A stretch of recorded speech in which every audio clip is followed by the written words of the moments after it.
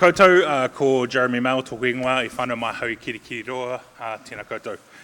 So what can you do in 5 minutes? How can you distill all of the thinking and research and resources and concepts around the multifaceted nature of arts, culture and creativity in the future of education into a 5-minute presentation at an event? Probably starting with details rather than rhetorical questions would help. So I'm hoping that in this time you've all got your pen and paper ready, because I'm going to get you to do an activity while I speak. So to start with, can you please draw 5 circles?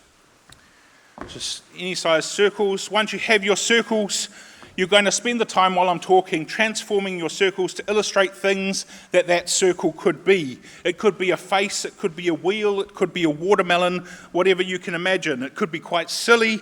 It doesn't have to be perfect. It's just about doing a creative act. Try to think more broadly than the face, the wheel, and the watermelon, because I've already given you those suggestions. So, talking about the connection between arts, culture, creativity, and well-being, or hauora. For those who are more actively engaged in arts, culture, and creativity, they tend to have a measurably improved sense of well-being. This is expressed in connection to self, connection to place, connection to community, and learning new skills. Through engaging in artistic activity, people learn new ways to understand, interpret, and adapt to the world around them. This activity enables people to express themselves creatively, to give form and meaning to emotions that might be otherwise difficult to comprehend. And this makes arts, culture, and creativity a powerful tool in the modern learning environment. At Creative Waikato, we've been doing research and developing resources to help people embed more creative activities into their everyday lives. Like push play for 30 minutes a day, creative recreation, like what you're doing now, is really good for us.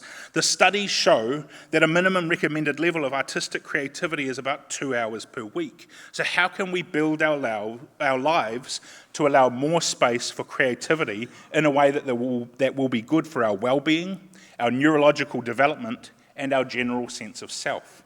How are your circles going? Perhaps you've drawn a cup of coffee or a ball of yarn. I'm going to keep talking.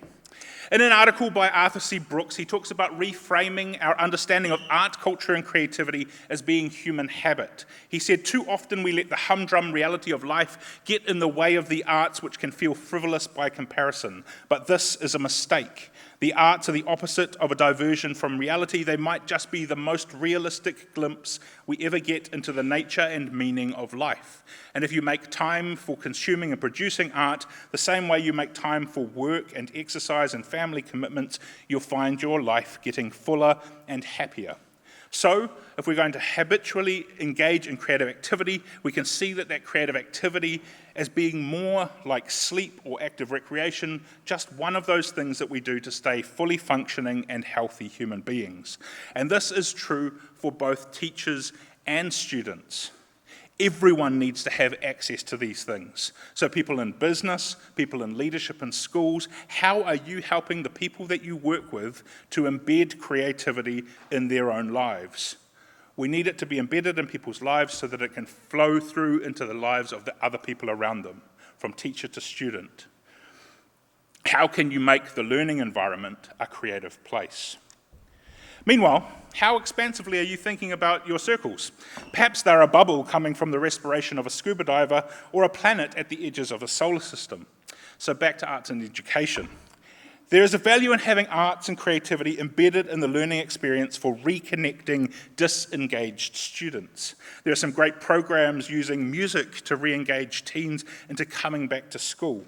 Whatever the art form, utilising modern artistic examples in the learning environment can be a useful way to help young people find meaning and a passion for learning across all core curriculum areas.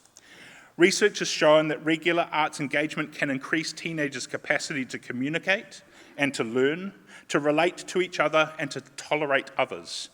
In other studies of arts-embedded education programs, they found student engagement increased, student behaviour improved, students were more active participants in the learning process, and they demonstrated increased pride in their work and willingness to rise to a challenge.